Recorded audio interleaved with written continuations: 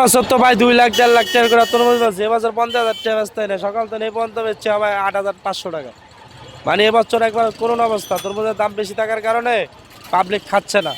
তরমুজ তো 80 টাকা 70 টাকা কেজি নিচে অন্তরে অন্তরে দাম হয় নাই। আর গেছে বছর এই রমজানে 40 টাকা কেজি বিক্রি করছি। এখন আপনার আরতে কেজি ছাড়া বিক্রি করতেছে না। আপনার বাংলাদেশ প্রধানমন্ত্রীরা বলবো যে এই ভোক্তা অধিকারকে পাঠায়া প্রত্যেক কটা আড়তে গ্রাম অঞ্চলে আপনার কেজি কেজি ছাড়া যারা পিস বিক্রি করতে পারে। আমরা 100 তরমুজ আনলে আপনার আগে 3টা 4টা তরমুজ পাইতাম ফ্রি, আপনার শলা। এখন আপনার 1000 কেজি মাল আনলে 1 কেজি মাল ফ্রি দেয় না। এরা মনে করেন যে ওইটাই দেয়। আপনার 1000 কেজি দাম হয়েছে কত?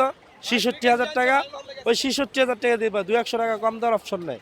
এই জন্য আমরা মানে এখানে কম দামে বিক্রি করতে পারছি না, কাস্টমারও খাচ্ছে না। একটা তরমুজ এই যে একটা তরমুজের দাম 400 450 টাকা আসতেছে। আর গেছে বাড়ির তরমুজটার দাম আছে 250 টাকা 200 টাকা। এখন পাবলিক খাবে কিভাবে? সাধারণ মানুষ তো খাইতে পারতেছে না। ভ্যান চালক, রিক্সা চালক, সাধারণ যারা 15 থেকে 20,000 টাকা মাসের স্যালারি পাচ্ছে, এরা কিন্তু তরমুজের কাছেও আসতে পারতেছে না। মানে যারা একটু টাকা পয়সা আছে, ব্যবসায়ী আছে, এরা 2-1টা ইফতারের জন্য খাচ্ছে।